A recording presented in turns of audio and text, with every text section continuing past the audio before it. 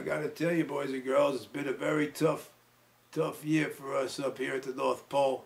I had to lay off 22 elves this year because of the bad economy. We were short-handed making these toys.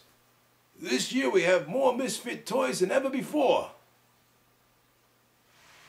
And Mrs. Claus won't let me fly my sled unless I'm using that radar system. She's very worried ever since that pilot, Sully, landed his airplane in the Hudson River because he flew into a flock of Canadian geese. But Mrs. Claus is right, because my reindeers would never survive hitting Canadian geese. Nor would they ever survive landing into a river. It would never happen, so I got the best possible radar system. It cost us $100,000. And I had to pay that out of my own pocket. Now listen, Santa Claus isn't here to make money or to ask for money, but this year, instead of leaving out cookies, maybe you people out there could leave out cash. Cash will help Santa Claus pay for all this overhead that's suddenly hitting him.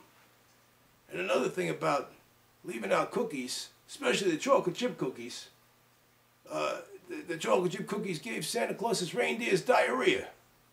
Now, I'm not complaining. I'm just telling you that when they got diarrhea, I was sitting back there flying the sled 300 miles an hour around the world.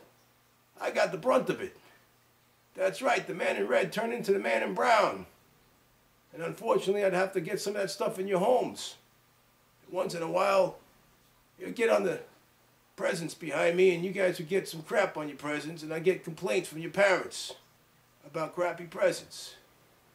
Boys and girls, you know, the economy's affecting everybody. I got a lot of letters about it. I got one sad one here, written from Peter Goldberg out in Tennessee. Dear Santa, this year, instead of bringing me toys, can you please get my father a job? If you can't get him a job, maybe you could get him a case of beer. I'll tell you, it's real hard times. You know, the swine flu is going around, and Blitzen, my reindeer, he got the swine flu. He won't be flying with us this year. But his cousin Marty's going to take his place. So everything's okay with that. And now I got Mrs. Claus. She's texting Tiger Woods.